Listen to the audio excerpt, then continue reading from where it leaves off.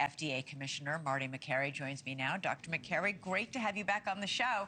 So you said there's probably no medication that improves health outcomes for women more than hormone replacement therapy, except for maybe antibiotics. And yet millions of women have been too frightened to take it.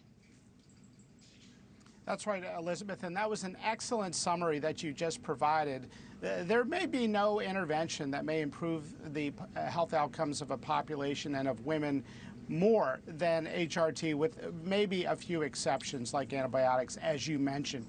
And so we have got to, at the FDA, get through this remnant dogma and update the label so it's consistent with the science. Now, there's this fear of breast cancer, a topic that's a very sensitive topic for good reason with a lot of women.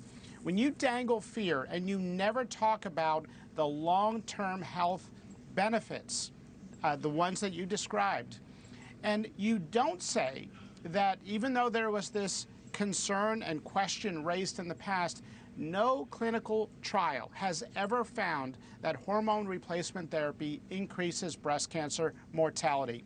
That's a fact, and that has been affirmed by the people who did those studies trying to make the association. So women need to know this, because 50+ million women over the last 20+ years have not even been offered this therapy, or they've asked about it and been told by their doctor that, you know, we don't recommend it because of this dogma. We've got to separate dogma from evidence. Is removing the black box warning enough?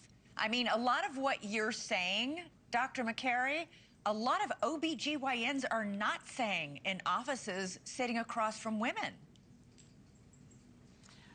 Well, first of all, removing the black box warning, and we haven't officially decided to do that yet. Let me be clear, the FDA is taking a look at this as one of my top priorities. I'm just about 100 days into office here, and we've got to challenge some deeply held assumptions if we're interested in the health of the population and being honest with the labeling of drugs. So no, if it is done, it's not enough. We need the public to become educated, and we heard from amazing national experts. There is an enlightenment in the medical field that this may have been one of the greatest mistakes of modern medicine in the last 25 years. And you can hear from these experts on the FDA Twitter channel and other places. You will see them talk passionately about what may have been a massive missed opportunity that women today can still learn from.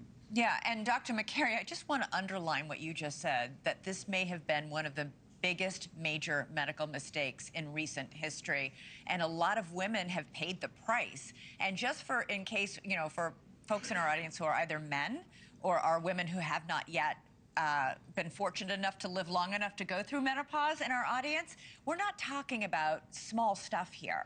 We're talking about symptoms that can really impact a woman's life, and we're talking about the fact that hormone replacement therapy, you say, can actually prolong a woman's life.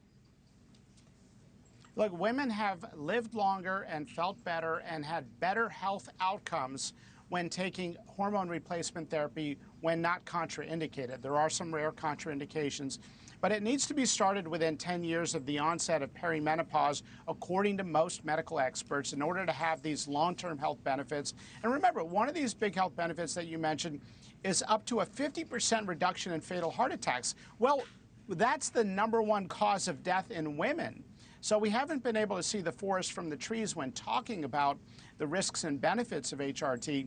People deserve to know the facts. Look, my mom was one of those individuals who was never offered hormone replacement therapy. She went through the perimenopausal period around the time of this mass dogma that it increases your risk of dying of breast cancer.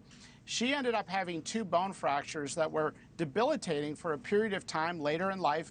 And I've got to think that they may have been avoidable. Yeah. The entire operation and debilitation, had she had the bone strength that comes with HRT. Thank you for watching. Subscribe below and download our NewsNation app right now on your phone, and you will get fact-based, unbiased news for all Americans.